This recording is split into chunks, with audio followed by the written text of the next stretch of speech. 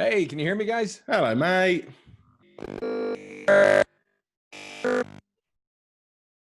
How was that? That better? Perfect. Same as system,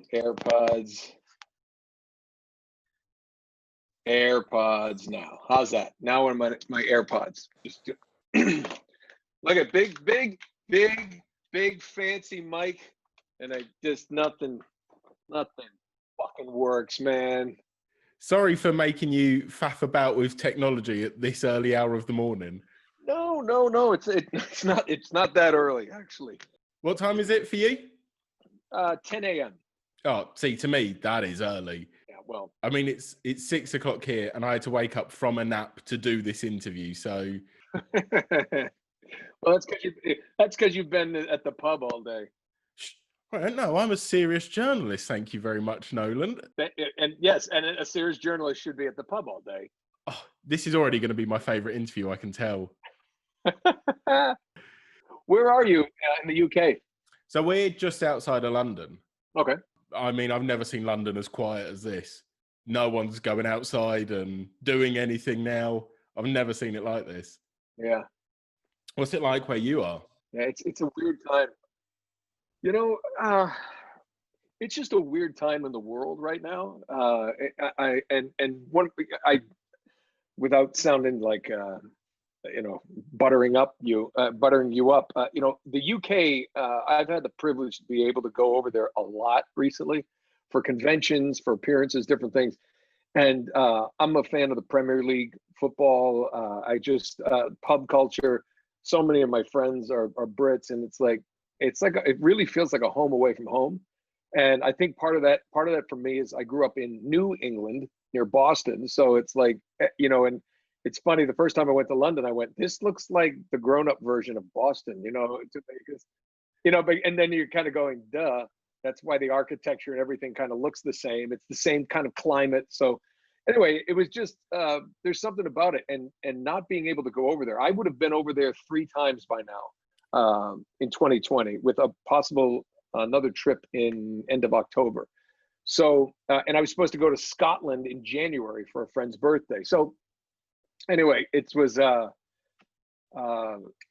a weird time, and out here where we are, masks. It's Southern California. A lot of the restaurants have just moved their tables outside under big tents because it rarely ever rains here, and it's usually pretty beautiful.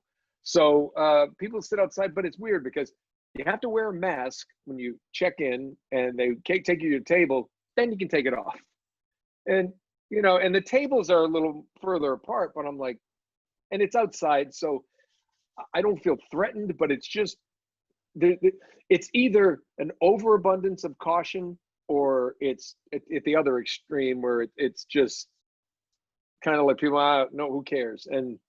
But yeah, there's less activity, less traffic in Los Angeles, which is always a good thing. But it's just weird. And I was reading an article that probably won't get back to what we would consider normal for another year. Probably about this time, 2021, they're talking that, hopefully with vaccines and antiviral drugs and everything, people could still get sick, but they would be lessen the symptoms quite a bit. I don't know. We'll get through it. We just stay healthy and wear a mask until they tell you don't have to. Yeah, I mean, to be fair, I'm completely paranoid about it. If I go to my own bathroom, I'll put a mask on just in case, Well, I did that before the pandemic because I never know what, after a few pints of Guinness, you don't know what's coming out. I've heard rumors about you, Nolan. Yeah, I believe that. They're all true.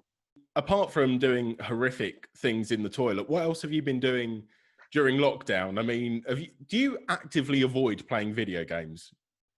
Actually, with our show Retro Replay, I actually can't now. Matter of fact, I'm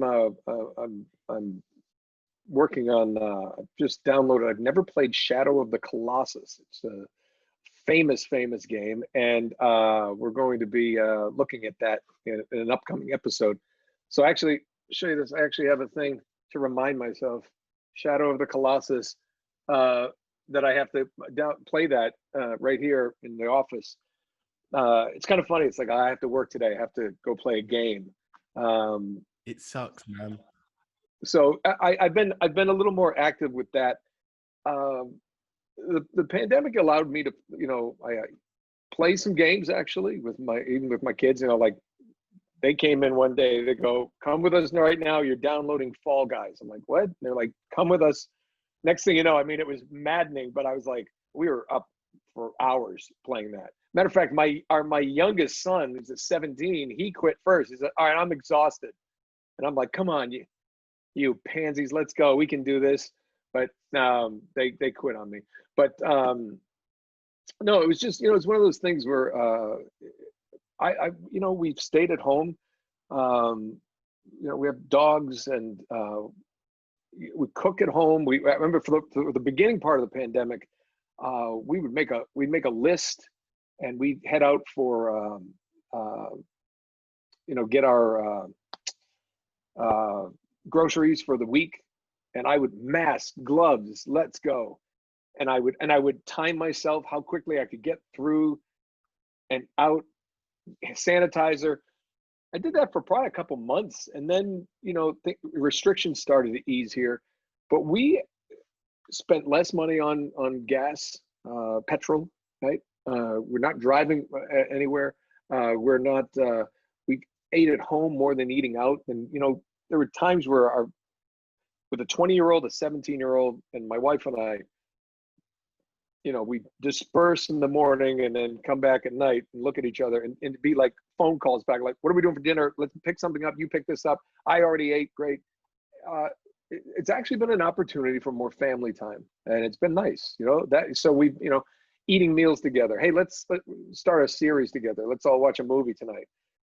Stuck with each other. So it's kind of like having them when they were, little kids, when they depended on us for like food and transportation, stuff like that. So we found as many silver linings as we could on this cloud, but and I think that's the best way to stay sane. You just that's my kind of my motto in life, is just like, life's going to throw some shit at you, so find a way to find the good in it. Even if it's any kind of win is a good win. So go with that. Yeah, when life throws shit at you, roll it in glitter. At least make it look nice. Yeah.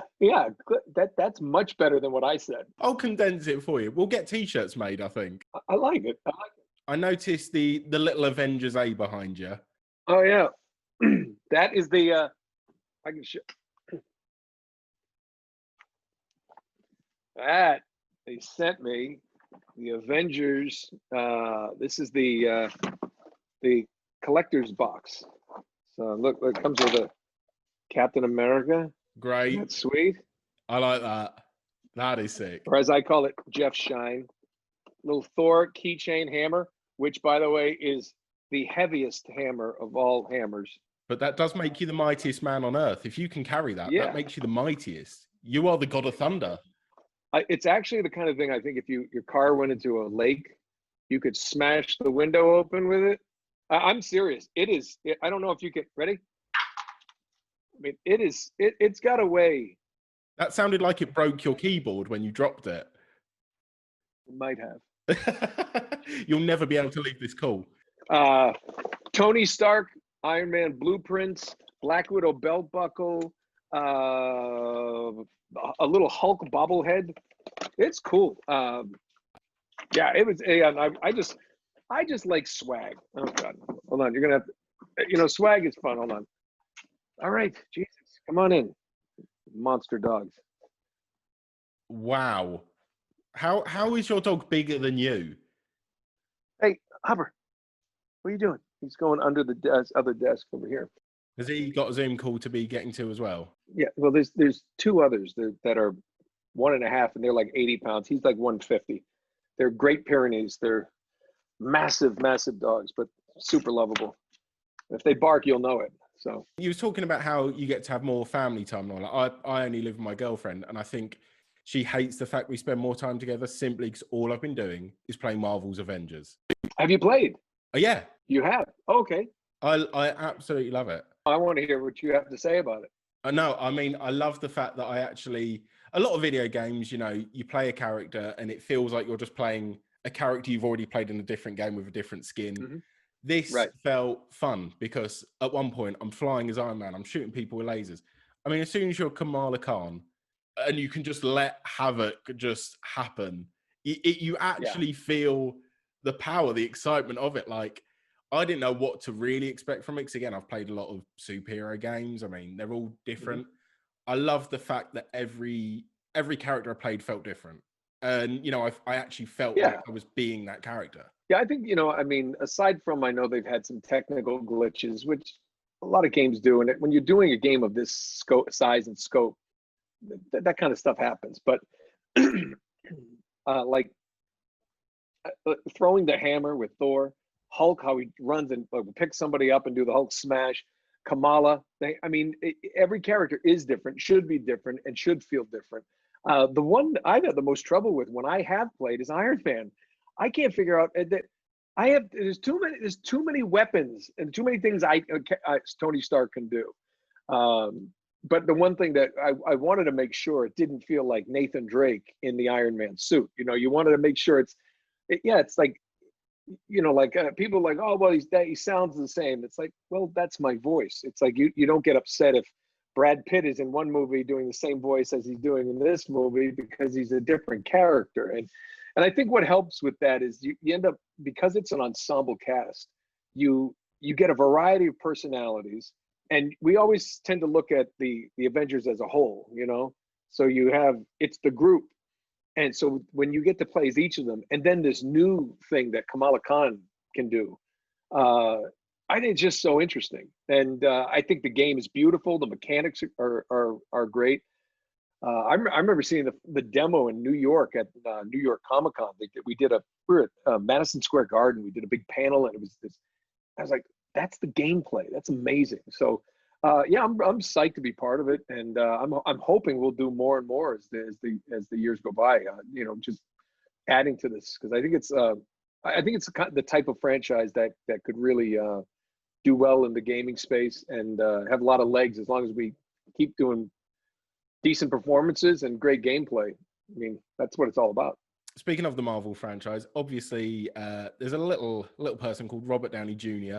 who made Iron Man probably one of the most famous superheroes that's ever existed. But obviously in the MCU, he got the costume, he's on the set. Right. That's obviously a lot different to what you've been doing. So what was a typical day for you when you was working on Marvel's Avengers? Well, the one similarity is I had my own suit, the performance capture suit, and I was with the other actors. I think a lot of people have a misconception that when we shoot those cinematic scenes, we shoot it just like the way Andy Serkis would shoot a performance capture scene in Planet of the Apes or any movie where he's done that. We use the same technology, same suits, same hardware, everything. Just the data from one can go into a movie or it can go into a game. So basically what I'm saying is everything we did for Marvel's Avengers on that performance capture stage, they could put that into a feature film. It's the same technology. So in that respect, you know, I got a suit. I did interact with other actors. It wasn't me alone in a booth just doing the voice, and that helps bring life to the character. You know, so that's the similarity of it all. For me, the biggest thing was to not try to do anything that Robert Downey Jr. had already done. It was like, I really have to just do me as this character and give my spin on it. This is my take. There's going to be similarities. There's a couple of phrases and certain lines I've said as almost an homage to him because I loved what he did with that character. But by no means would I ever, you know, try to mimic him or do that. That would be a disservice to not only to me but to the fans. It's like because Marvel didn't hire me to do a Robert Downey Jr. impression. They wanted my version. And the same with, you know, Laura Bailey as Black Widow and Troy as Bruce and Travis, so on and so on. So I think that was really important to, just to differentiate how the character is. But somebody said, "Is that really hard?" Well, I loved Benedict Cumberbatch's Sherlock Holmes. I also loved Robert Downey Jr.'s Sherlock Holmes. I've loved all the iterations of Sherlock Holmes. It's like, because I'm there for that character, and I love to see how people played it a little differently, what they did. Sometimes on a film or something, it's wardrobe, but why not in a gaming space? Let that live that way. So it's why not? I approach everything that I do as an actor, not a voice actor, not a theatrical on-camera actor, not just actor. My job is to deliver a performance, whatever the medium it is. And if it's just voice and I'm in a booth with a cup of coffee, let's go. All right, but if we're on a performance capture stage, I treat it just like an on-camera job. And I think everybody else there does too, because it's theater. It's like black box theater that most of us start out in, except you get a helmet on and tight suit and you get a paycheck. Black box theater paid, like, sometimes they buy you a sandwich. Ooh, I haven't got you a sandwich today. I'm sorry, bud. Yeah, well, I'm not performing today. You didn't put me in the performance capture suit, so it's okay. I did ask specifically, can I get Nolan in some tight lycra and a helmet? But they said no. How weird. That's just because it's just, we'd have to charge you for that. Yeah, I can imagine. And you'd have to pay. Yeah, and you'd have to pay my family to have to look at it. Just for their therapy alone, just to get over it. Exactly. When I'm playing as Iron Man, I feel pressure because I don't want to kill Iron Man. Like, I feel pressure. Surely you must have felt pressure taking on the role of Iron Man after Robert Downey Jr. and what he did to him. Yeah, you'd think so. But again, when you're just trusting that, it's my take, I'm going to give my look at this, give my again, it's oops, excuse me. When I'm giving my I gotta plug something in here. When I'm giving my take on a certain character, I don't feel pressure on that. And I've been asked that question before. And another thing I think that helps is that this was the Avengers. This wasn't the Iron Man game. Am I really? Hold on a second. I gotta put on my blue spec glasses for this. No, I'm just crazy. It's all right, mate. No, we are just. You can hear me, yes? Yes. Now the iPods are dying. Soon we're just gonna have to do sign language. Oh, now we're just zooming. Now we're just zooming back and forth, just the way God intended. No, the fact that it was a Marvel Avengers game and not a straight up Iron Man game made it a lot easier. This is an ensemble piece, and the real focus of the game is Kamala Khan. So, but which was great for her too, because now here's a young actress, new character. She's new to the this medium, and she didn't have the pressure of like having to carry a game. And I'm there with Troy and Laura and Travis, Jeff Shine, who's new to the gaming space, but he's a good actor. I mean, Usman Ali, who's a Obie Award winning actor. I mean, we had a really, really good cast. So when you're around those kind of people, it's like nobody sits there going, okay, well, I'm the lead here, and I'm going to take on. I got to make sure everybody. It's you don't feel that kind of pressure. And that being said, I mean, I don't think I've ever approached anything like. I could say, Uncharted was, well, that's your Nathan Drake, but I have Graham McTavish coming in. I have Emily Rose and Richard McGonigal and these amazing actors all around. And you're like, you don't ever feel like it's a one-man band. And I think what makes the gaming space as an actor is so exciting. It's such a great collaboration, not just of the actors and directors and people, but then the artists and the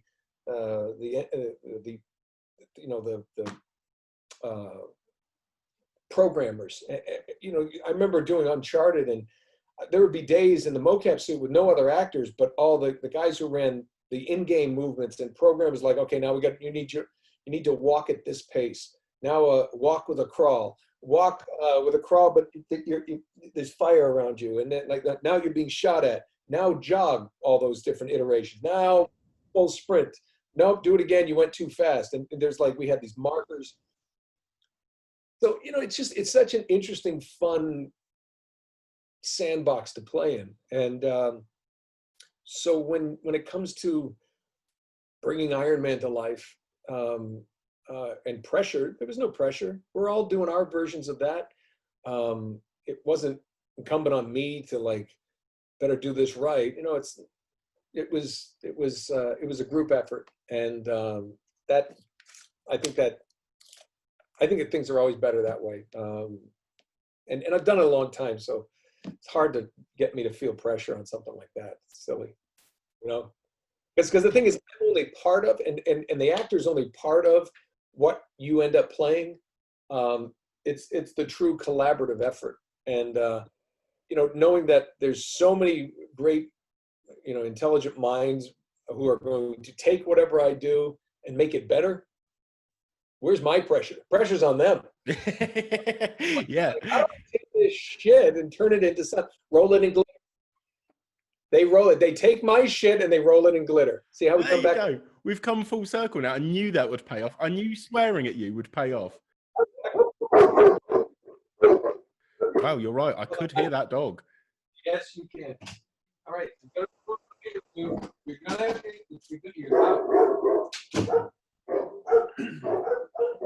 Jesus.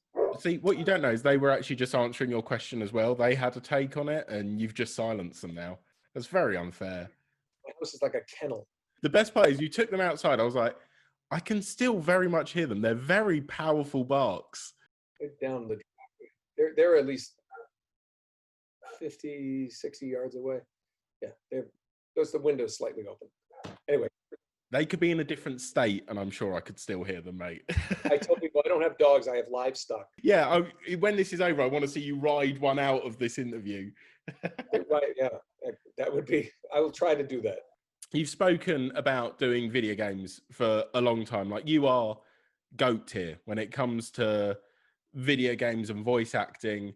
And, you know, I want to know how did you find out you had the voice for video games? Like, I watch stuff like Britain's Got Talent, and I see people swallowing swords and breathing fire. I'm like, how did you come across knowing you could do that? Like, how did you know that your voice was great for video games? Did you grow up doing impressions, or?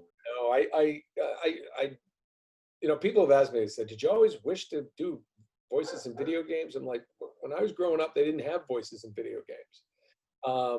I did theater and stand-up comedy in New York, and then I went to LA, and I was on a TV show for 5 years, and then when that went away, it got canceled, and you know, you start doing the little parts on different shows. I did a few shows for HBO and NBC, you know, just guest stars and stuff like that. And then a friend of mine calls me and he said, hey man, you know, because we're goofing around, he says, you're always doing all those voices when we're on set. Basically what I did growing up with my friends or getting in trouble in school for. He says, you're always doing accents, different stuff. He said, you should talk to my voiceover agent. You know, you could probably do something. I went and had a meeting. He set up a meeting. I went, had that meeting, still my agent to this day. And she said, yeah. And she said, and the funny thing is she was actually a fan of the show I had been on. And she said, what are you doing on that? You got to do this. So, you know, my goal when I got into voiceover, I figured, well, I guess, what is that, like car commercials? What do you do? TV commercials? What, you know, and then, well, animation. And I loved cartoons. And I knew Frank Welker, Rob Paulson, Maurice LaMarche, these great, you know, Tress MacNeille, these great names in voiceover. But it was animation, you know, it's cartoons. So, you know, that's the goal. Well, a along came this little thing when I first got there, and they said, hey, they also can do video games. I'm like, what do you mean video games? They're like, yeah, you have to yell, grenade, get down, like, yeah. And I'm like, and I think it was like, I was talking to my buddy the other day who kind of came up with me, and it was like $562, 562.80 maybe. I think that might have been scale. And they said, yeah, they need you over there for 4 hours. It's scale, 560. I'm like, someone wants to give me $500 to go yell? I'm like, I'm going to yell at my kids. I might as well get paid for it. Yeah, I'll go. So I would go do it. And I was like, this is kind of fun, and, just, and I didn't embrace it because I was like, I embraced it because, first of all, I'm a professional and somebody's paying me to be there, but it was fun.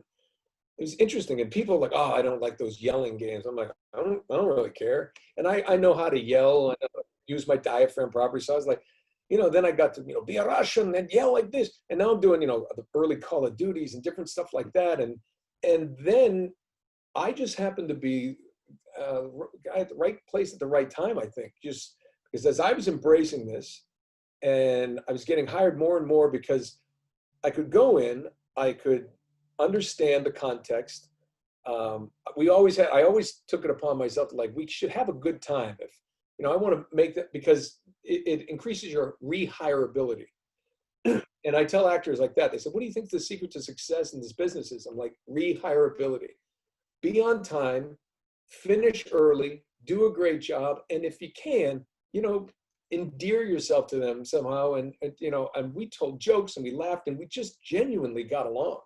So a lot of the people that hired me in the early days are still friends of mine to this day and still will hire me if they're still in the business. And, and now it's just like, they have a project, they'll just call and say, hey, is he available? Because they know we have this 20-year rapport.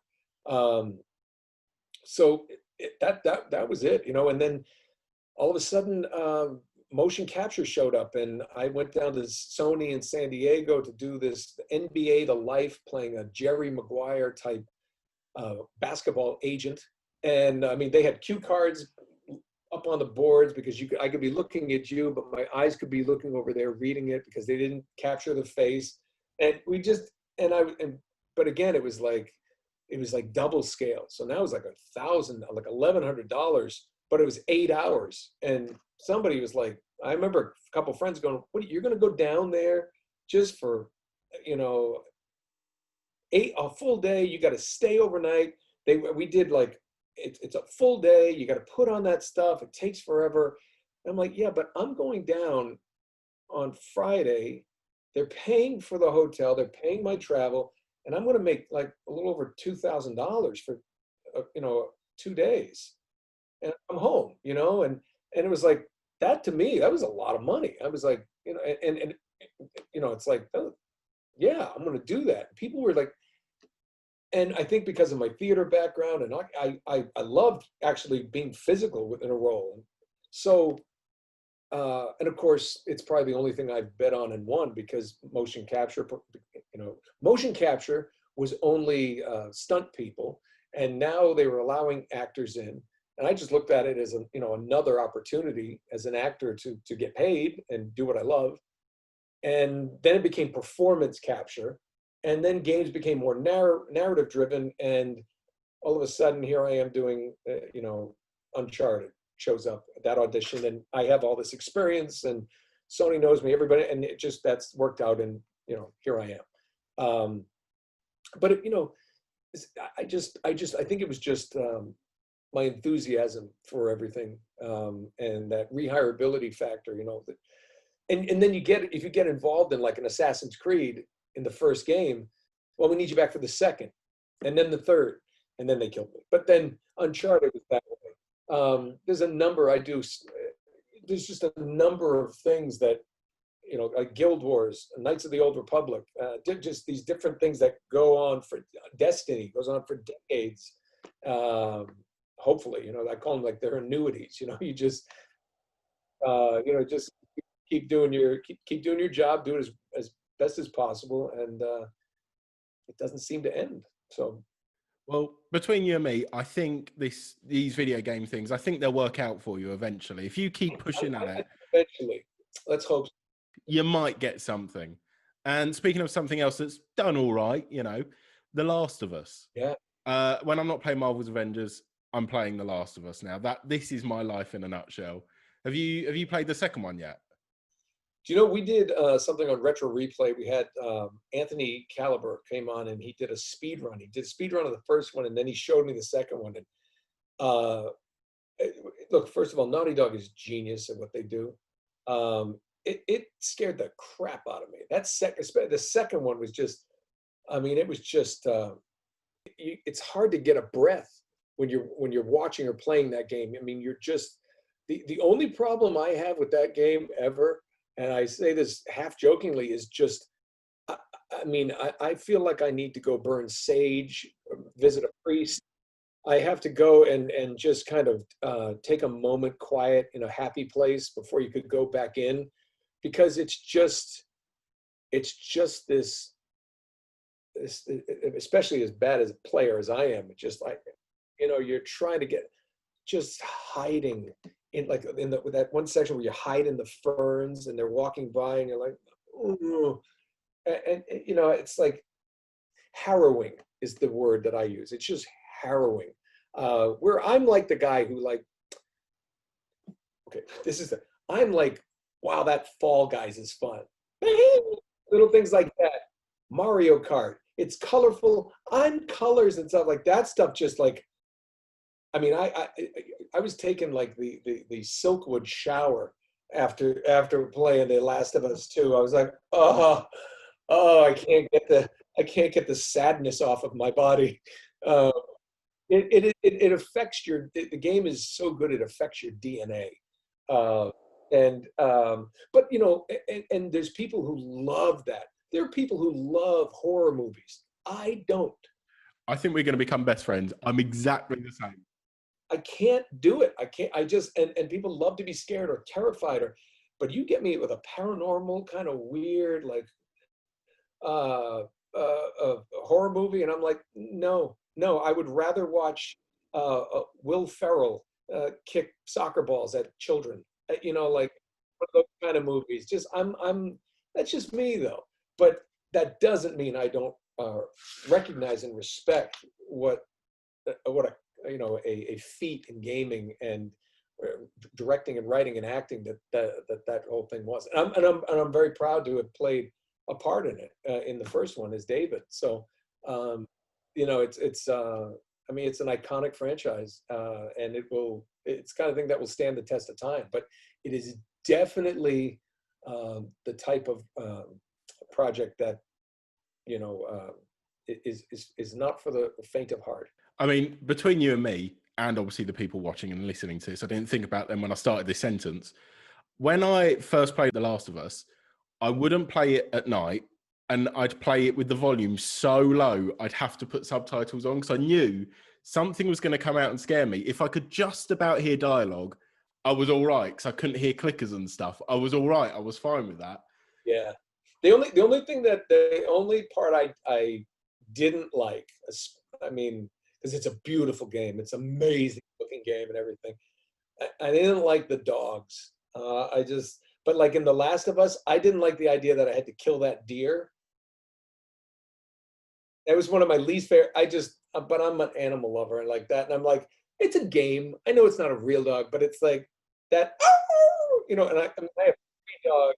And I was like, oh, and you can't sneak by them because they smell you and you're like, I don't want to kill the dog. There's about 10 minutes I'm just being chased around a car by a dog. Like, I don't want to do this. Just leave me alone. Go anywhere else. But you know, I can see how that would be.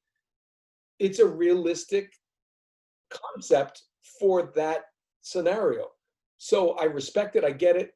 I didn't like that part. I mean, if you're a dog lover, pass that off to somebody else. Let them play that level, and then go back on your way. But no, it's an amazing accomplishment, and it doesn't surprise me. Naughty Dog, they've just done such amazing work. And I mean, if you look at like especially forget the Jack and Daxters and all that stuff that they did. Look at the idea of what they, just from the first Drake's Uncharted through to where we are, and now the PS5. And I mean, and one thing I learned working with those guys so closely for over a decade, they're always looking to push the envelope, just to push the idea of how much can we get out of the processor in this given machine. And so they pushed, if somebody plays the first Uncharted till the third one, until it was, the PS4 came out, the look, the mechanics, and everything, it's amazing difference. Then look when they jumped to what they can do with the PlayStation 4, not only in Uncharted 4, but then Last of Us, but then Last of Us 2. I mean, what is a game from Naughty Dog going to look like on a PS5? Because I look at Last of Us 2 and going, I don't know how you improve this.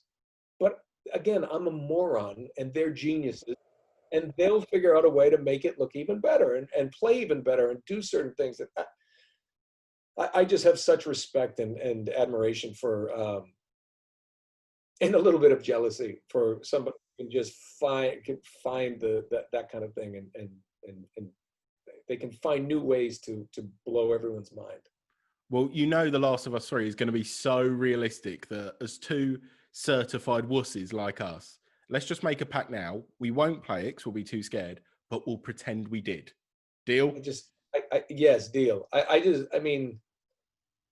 Last of Us 3, oh God, I don't know what would happen. Just, what's going to happen? Just right at the end, the whole planet explodes. Well, it's actually looking a little worryingly like we're living in The Last of Us 3 now, by that logic.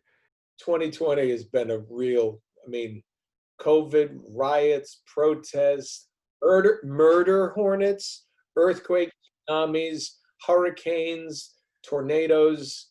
I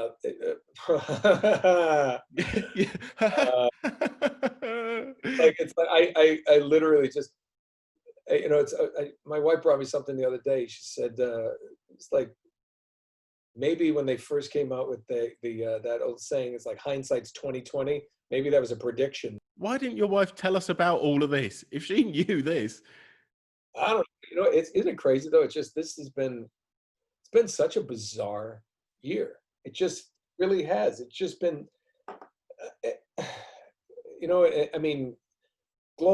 gosh, we have. I just don't know what to say. And everyone's just waiting for like, oh, I can't wait till January 1st. I'm like, I don't know if that's just like a magical calendar. I don't think the planet and the universe follows the same calendar we do. I hope so, but I don't think it's going to be like, Happy New Year, thank God. But maybe just that incredible, maybe there's just this psychic brain, human energy. On that day, people will just rip off the masks and frolic again in healthy ways. And my mum did share a meme on Facebook saying 2020 is bad, 2021 will be good. So if my mum shared a meme that said that, it will be right. Don't worry, you're going to be fine by January 1st. I will trust your mum. If we've survived 2020, we can survive The Last of Us 3. We can survive anything. 2020 has been its own Last of Us 2, Yeah, think about it. If those infected had worn masks. Well, now I'm scared to go outside, bud. You've really scared me. You've mentioned you was in a HBO series, and obviously you played David in the first Last of Us. Now HBO, they're working on a Last of Us live action series, aren't they? Who get your seal of approval if David was involved in the series? Who would get your seal of approval to play him? Oh God, there's so many people that could do that really well. I just always go to like my favorite. First of all, I'd throw my hat in the ring. I'll play David. Correct answer. Why not? Just kind of put the voice on and just kind of be like that. How are you? You know what? I'm gonna audition too. Nope, I won't. But if you look at if you want me to do with names, I don't think Sam Rockwell could do a bad job with anything. So Sam Rockwell, I actually kind of modeled my character after David Strathairn. Now he's probably a little older now to play David, but I would put Sam Rockwell in just about anything and know that it's going to be good. So he could play Ellie, to be fair, and it would still be exceptional. yes, he could. Yes, he could. I was also thinking possibly Adrian Brody. I think physically they look very similar. Oh yeah. Nope, absolutely. And the thing is, I think Adrian Brody would really do well. He has very kind eyes, but he has an edge to him. That's actually a very, very good. If you're looking for someone who looks a lot like him, but can also bring that. When I looked at the artwork, and that's why I wanted his voice to have that kind of soft texture and just kind of a little slowly, and somebody who you want to really trust and understand. And you can understand that kind of guy is the guy that almost like a cult leader that can rally people around him and trust me, I'm going to take care of you. I'm a caretaker, and we're going to make the hard decisions. But then knowing, I knew that because then when you saw the artwork, he has those kind, soft blue eyes, and so marrying that kind of thing, knowing there's a turn in the character later, is how I kind of based that decision to play him that way. Because it's a buddy of mine once taught me. He said, it's always fun with a character to draw to the opposite.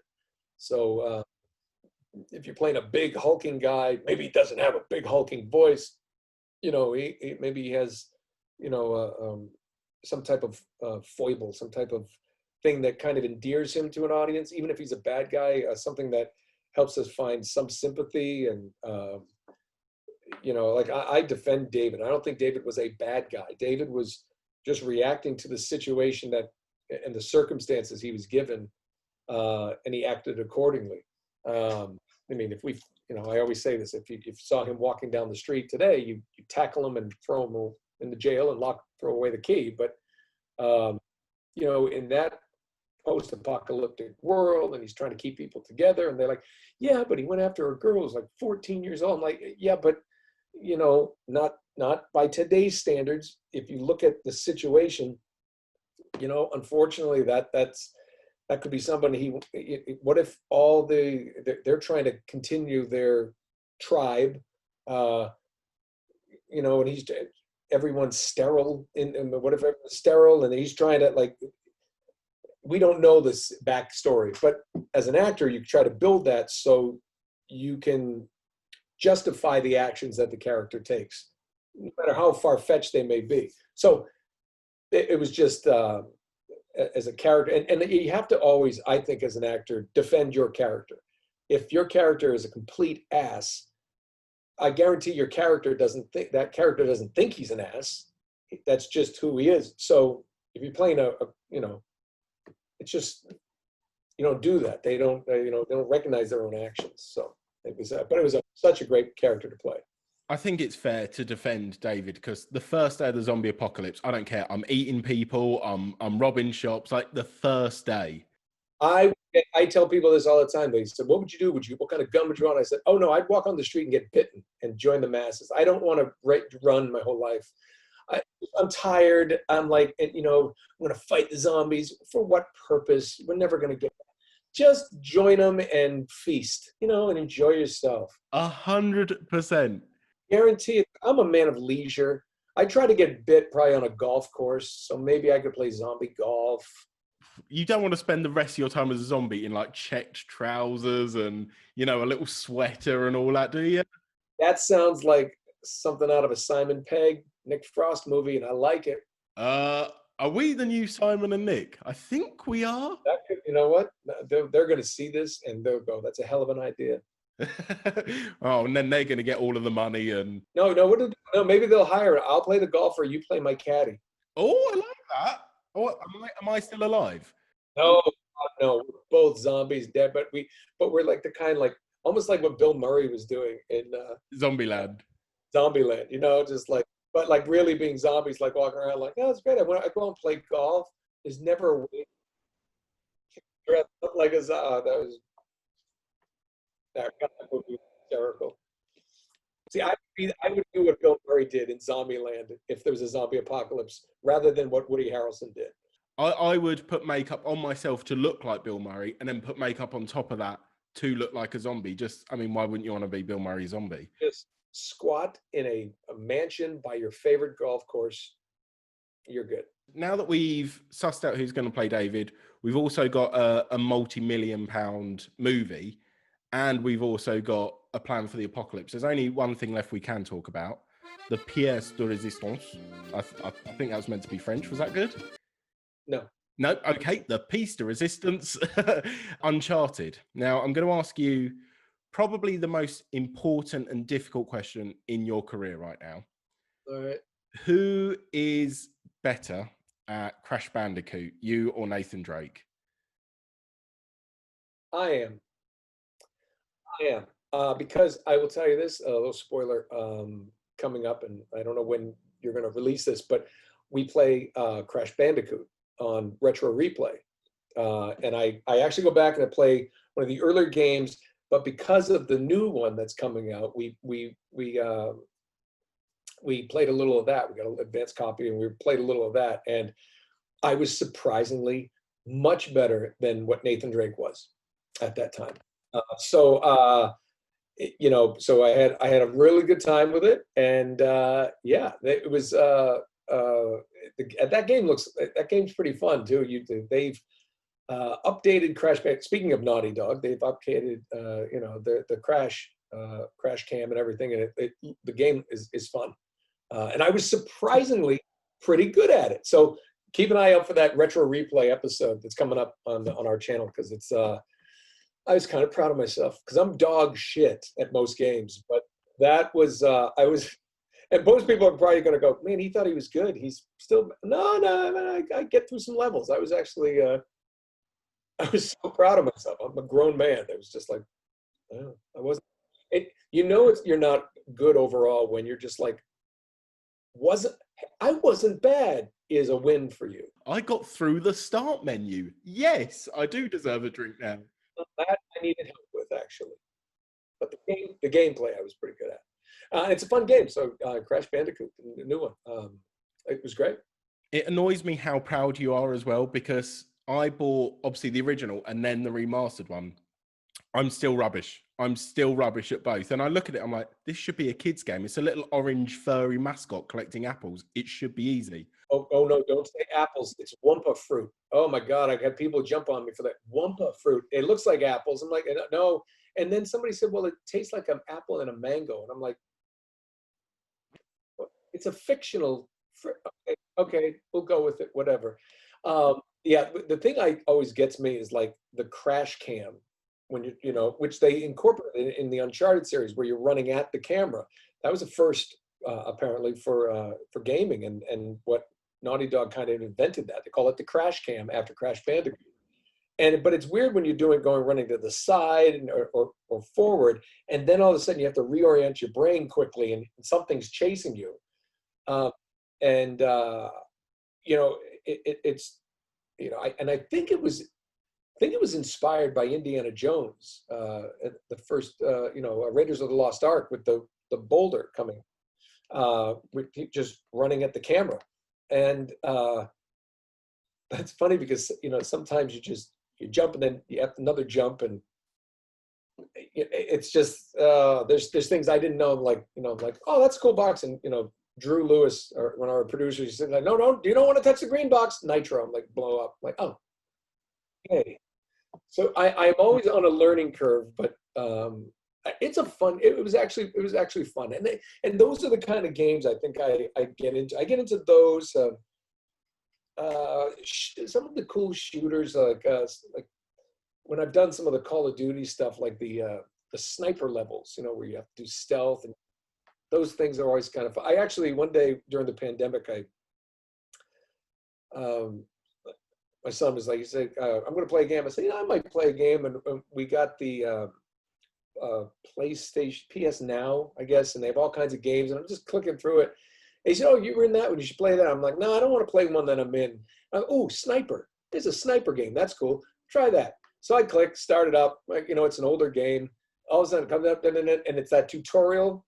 And all of a sudden I hear, all right, recruit, pick this up over there. We're going to work on it. I'm like, oh, that's me. I actually was in a game. I forgot being in, and I'm like, now all you hear is me. I'm like, oh my god, I'm like the main voice in this game. I didn't even know. I'm like, I'm the ear going. All right, when you want to throw a grenade, I take you through the whole tutorial. It's like, then we're in the the chopper dropping us into like the jungle. It's, all right, follow my mark. We'll rendezvous at this point. Good luck. And and then I'm like, that's me. I had no idea. And I wasn't very good at that game either. To be fair, I wouldn't be surprised if I played Tetris and heard your voice now. I'd just be like, yeah, no, that is Nolan North going beep, beep, beep, beep, beep, beep. Oh, I've recorded that. I'm going to sell that to video games now. Oh, no. I already have that on digital. Oh, so we've spoken about how real The Last of Us, I don't want to say it out loud in case I scare myself. We've spoken about how real that's going to get on PS5. Now, with that coming out, it only makes sense that we get... Oh, wait, no, wait. Don't get me in trouble. People say Nolan North confirms Last of Us 3 on PS5. We are not confirming that. We're making it up. I have no... And the funny thing is, people think I have inside scoop of what's coming. I have no idea. No idea about anything. Let me have my clickbait. Yeah, no, I am not saying, I have no idea. I wasn't in Last of Us 2. I don't know if there's making a Last of Us 3. I have no clue about any of that stuff. You know what? I'm just going to edit that so it's, I know Last of Us 3 is coming. Sorry, I told you I'd make money. I am excited for Uncharted 5, though. No, bye, I'm done. See ya. Good night. No, I always tell people, are they going to make Uncharted 5? I said, we did. Uncharted, it's called Golden Abyss. It's on the PS Vita.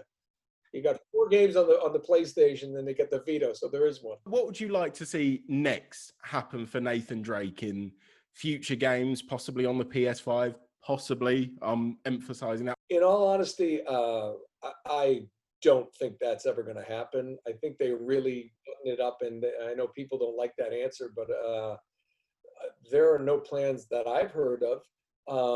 Is there a possibility? They are doing the movie with Tom Holland and Mark Wahlberg, but that's Nathan Drake who's younger than Nathan. He's in his 20s. Like, where was Nathan Drake in his 20s? So I suppose if they did something based on the movie, they may try to do that with like a younger Drake. Maybe, I don't know. They could hire my son. He's 20 now. He could play Nathan Drake in a game. I could just be in his ear, put an ear pod on him and like say oh crap now. Oh crap. Say no. But I have no idea. I don't know if that's even a possibility. It was a great franchise, and we rounded up and buttoned it up and shut it down. It would be just be interesting. I don't know. I'm kind of.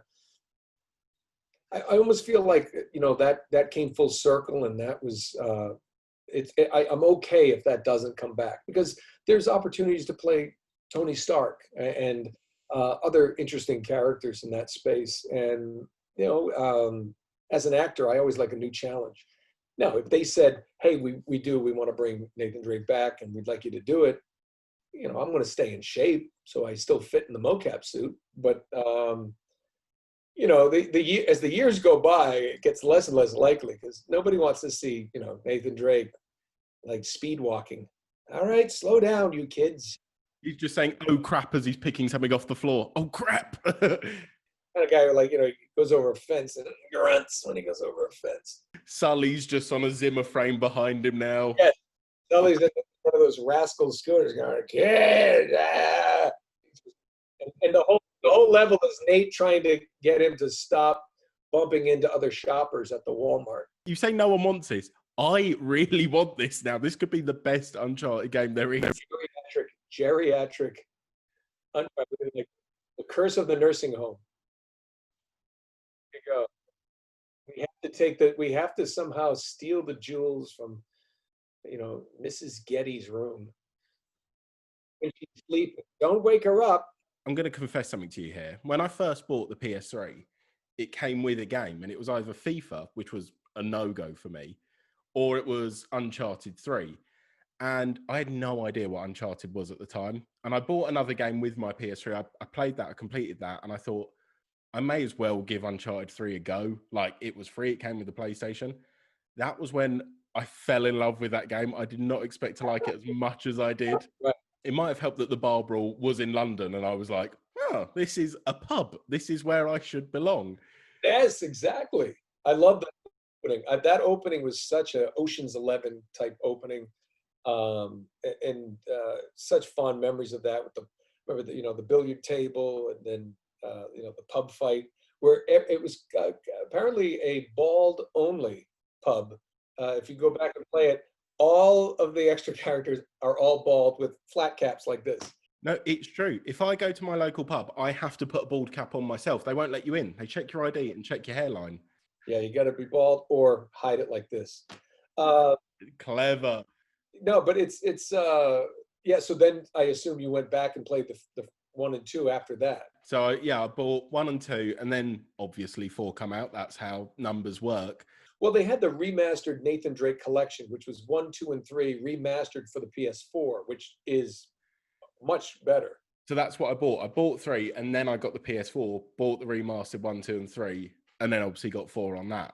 But 3 is like, I think my favorite, just because that's when I started the Uncharted game, and that's when I got into that whole world.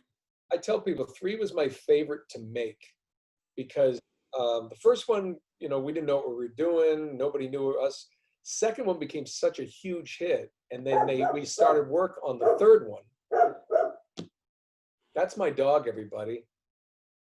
Sweetheart, hey, please be quiet. She just sits outside this little window and just barks at nothing. She's literally in the bushes, just barking random sounds around the world right now. No, the third one was so much fun to make because the first one nobody knew. The second one became this massive hit. And when we started the third one, it was so much fun. We were trying to, these new, Graham McTavish, who played Lazarevich in 2, he and I had become such close friends that she made him, Amy Hennig made him Charlie Cutter, Nathan Drake's buddy. We incorporated a little more humor, but it was a little more, that thievery, the running all over the globe, and there was more Sully, and they re-explored that relationship, that father-like, son-like relationship with Sullivan and Drake. You find out Nate and they had been married and were still married, and it ends with the ring. He loses the ring, but gets the ring. The ring that matters is now in his hand, and not the one that is, he inspired him, but it actually was holding him back from being his best. It was just really, really interesting and fun. It was a fun romp, and most importantly, I knew 85 to 90% we were going to make a 4. So it was like, we're making a third one. We're a big success. People are excited about the third one, and I'm going to get another one after this. The fourth one was great, but it's like, we know we're done. So I enjoyed it, and I just did a playthrough on Retro Replay of me doing the third game, and it was fun. It's actually the one that I actually want to go back. So I did it. I played through it for our fans and our followers on Retro Replay, but I kind of want to go back and do it again and see, now that I understand the mechanics a little better. I mean, I get comments like, you can throw the grenade back. I'm like, I know, because there were some levels that I rocked it. I was great. And then some that I should have breezed through, and I was so bad. And I want to sit here in my office, lock the door, and just me. It's like I felt like I let myself down when I watched my own self die so many times. I kind of want to go back and do it again. So what's the one level you're going to? Because for me, it's the level on the big ship, the big cruise. That is the level for me. I love that one. What's the one level you replay over and over? That one was for running through the water and doing all that stuff, and even getting to the ship, and then the cruise ship. It's a lot of fun. I think I want to go back, believe it or not. there's one, and the replayers who are watching this will know. There's one day, and it's like Drake and Elena to get to the cargo plane, and you have to just go through this one little. I almost got through it and then died. I'm like, oh, okay, well, I got this. It was 45 minutes, and I mean, it became comical. It's just like I would throw a grenade and run around a bridge and end up under my own grenade. I mean, I jumped out of a thing, and there's one of those big guys put a shotgun right up my ass and just shot me, and you see just his body go up and down, and you're like, I heard Elena just scream, Nate, no, 100 times. It was the most pathetic display of gaming, and I was just like, I think I just at the end of it, I just was like, I apologize. This was. I mean, I never say, you know, like it's a playthrough, and we're not really a playthrough channel, but we have playthroughs. But playthroughs should be done by people who know how to play. And then, you know, watching somebody like Anthony Caliber, my friend who got up there and did it, he ran through Uncharted 3 in about 2 hours and 20 minutes. He finds these glitches and all these other things that helps him speed through stuff, but then it's just like, you know, you see his hands kind of move, and like that, 3 guys get shot. They're like, I'm like lining it up while I'm taking bullets. I'm okay, boom. It's awful. So I would go back, but it was beautiful, you know, to see that. I love the chateau level with the fire and everything. I thought it's really well done. And you know, in Uncharted 4, I haven't played that yet. The only problem I have with Uncharted 4 is I don't understand how Nadine got away. Nadine's the only bad guy, only villain that ever got away after beating up Drake and Sam and Nate and everybody and got away. And I always thought it should be like her getting away on a boat, like she got away, and Sullivan going, not quite, and then pressing a button and the boat blows up. I just don't understand why. I was like, why did we let this character just get away? I don't understand. It's like, you know, that's not right. It almost sounds like you have some unresolved issues, like almost like you'd like to do an Uncharted 5 and take out Nadine. 5, 6, 7. I still think, you know, the nursing home, we got that, you know, Uncharted, you know, Sully's search for soup, you know, we'll make it. Maybe we should let the titles to Naughty Dog, because they've done it well so far. I don't want to take it away from them. Not that yours aren't great, Nolan. Oh, yours are brilliant. Oh, Uncharted 7, was that me? And someone else that's been playing the games, we've mentioned him already, Tom Holland. Now, he's going to play your boy Drake in the film. What advice would you give him for taking on such an iconic role? I don't know if I give him, make it your own. Don't starting from where we started today. Robert Downey Jr. would probably say, it's a game, make it your own. I'd look at Tom as, it's a movie, make it your own. You know, be your Nathan Drake, because isn't there? I believe there's an old saying, "Comparison is the thief of joy." And if you go out there trying to play my type of Drake, which I'm sure he won't, people are going to say, "Well, I liked it from the game better." It's like, no, but if you make it your own, it's like, oh, well, this is different. I can wrap my head around that, and that's the one reason I think it may have an opportunity to be successful, because if they cast somebody who looks like the game character and they try to do movie versions of the game you've played and you've experienced where you're Nathan Drake, you have that controller. It's not me. It's not Tom Holland. It's you. Whereas a movie is a passive experience and you're just sitting there watching it. So make it your own. And he won't look like the Nathan Drake we know. It'll be that kind of adventure romp with the names and those characters. And then I think, if there's little phrases that he says, like I did with Iron Man, I think there's, if he's like, oh crap, he says that, let him say it his way. But if they'll be like, oh, that's from the game. It's a nod to the game, but be your own thing as a film. my son the other day, he looked, he goes, Mark Wahlberg doesn't even have a mustache. Sully always has a mustache. And I'm like, he says, a mustache and a cigar. I'm like, well, maybe he's like, let's skip the mustache, but maybe he has a cigar. Maybe find out where he starts to smoke cigars. Maybe, they can play with the they can play with the what's the word, canon. They can play with the Uncharted canon and have a little fun with it. It's like maybe you find out where somebody gives Sully his cigar. He goes, I don't smoke cigars. Oh, that's a very good cigar. Not bad. And I was like, oh, now I think people are like, no, but he smoked one when in Uncharted 3 when he was, yeah, maybe. So, but let them have that license. Maybe they want to do that. But let's explore. If you're going to do a movie, don't show me what I've already seen. You can harken back with little nods to this game franchise, but be your own movie. And of course, the problem with that is, also make sure it's not Raiders of the Lost Ark, and it's not too Indiana Jones. It's not too, Nicolas Cage's movies that a lot of people. What was that? National Treasure. National Treasure. That was a lot. Some of those plots could have been put into an Uncharted game too. So. But I'll see it. I like movies like that. I'm a fan of that. And so is my dog. She is.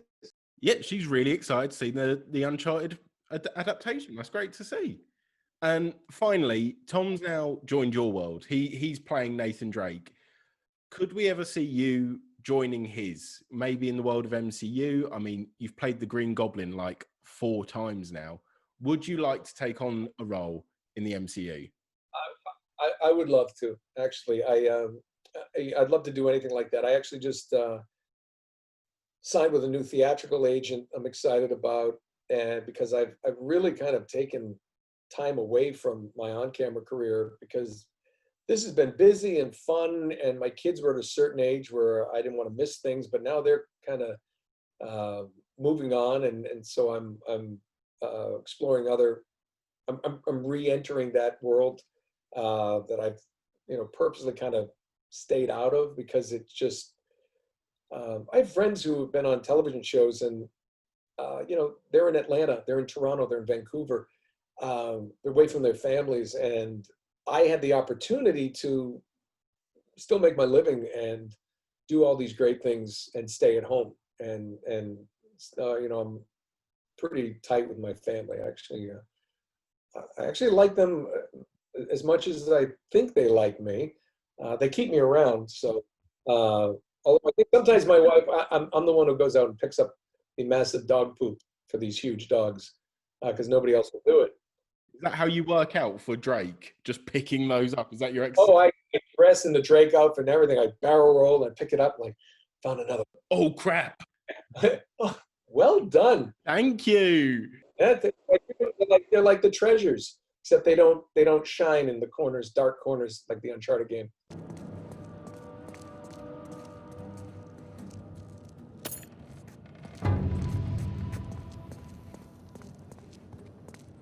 Yeah, no, so any of those opportunities, I mean, in television or film, I remember talking to a couple of the past directors of Uncharted who wanted me to do something in the Uncharted movie, not this latest one, so don't plan on seeing me there. But I always said, I don't really want to do the hotel guys like telephone call for Mr. Drake.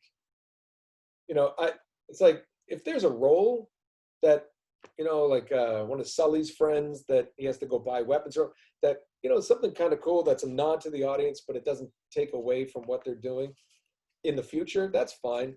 Probably better, again, to avoid comparisons, probably better not to have me do something. Because it would just detract it from what's going on. It might, I think it would have been, I actually would implore them to hire someone like Richard McGonigal, somebody who doesn't look like Sully but has that voice, and he could play any kind of character. He's a phenomenal actor, and he could play a character, and people would just hear that voice go, "Oh my God, I think that's Sully." Like imagine if if Sullivan, the younger Sully, like Mark Wahlberg's character, who Mark Wahlberg is from Boston, like myself. I'm from just outside Boston. Well, a lot of people don't know Richard McGonagle is also from the Boston area and lives in New England. And it'd be like if Sully, this younger version of Sully that Wahlberg's playing, had an uncle or had somebody, I'm Victor Sullivan. That's my uncle Richard Sullivan. We call him Sully. Hey Sully. Hey Sully. So I mean, I think that would be a more fun nod than even having me on. It's like, because that voice is, you don't miss that. And if he were just like, and I think, I don't know if they're going to shoot, I don't know if they're shooting everything in Europe or whatever, but if anybody part of the film is watching this, McGonagall can be found in Maine. It sounds like you're putting a hit out on him. I know. I want you to find him. You know what to do. But it'd be fun to have for him to get that recognition too. I think that'd be great. Thank you so much for chatting to me about all your stuff. I'm gonna put all of the lights on now. I'm probably gonna put Paw Patrol on the TV just to stop me from being scared of The Last of Us. I think that's a great idea. Paw Patrol is I prefer Blaze and the Monster Machines. Oh, thank you, mate. Oh, you know what? I'll put that on just for you, just for a lovely chat where we spoke a lot about poo. We spoke a lot about it. Well, you know what? Because it's a universal thing. You know what? I poo, Nolan poos, we all poo. Isn't there like a children's book called Everybody Poos? I think there is actually a children's book like Everybody Poops or something like that. And it's teaching kids how to potty train or something. We've essentially just done a dramatic reading of it. If that is not a book, that's our next. Now we have a book. We have a book. We have a game. We have a TV series. We're on fire. You know what? I want this pandemic to keep going. We've got plenty of time to work on all of this now. Sorry to everyone else, but we've got stuff to do. I'm hanging up. I'm writing this stuff down. Just rip up that Shadow of Colossus post-it note and write Everybody Poops. That's what I have to do. I have to work today. I got to get to do a job from here that I can't mention. And then I got to play Shadow of the Colossus. That's what I have to do. Oh, I like it hard. You know what? If you want to maybe talk about that project that you don't have to do, just to get it off your chest, because it's so difficult. If you want to talk about that, I don't mind. I think we're breaking up. I can't hear you. No, the game is called, and it's a huge action venture, but it's going to be happening. And explosions and able stuff, and should be free to download. You know what? Every time you said Uncharted 5, I'm dubbing that in there now. Unlucky.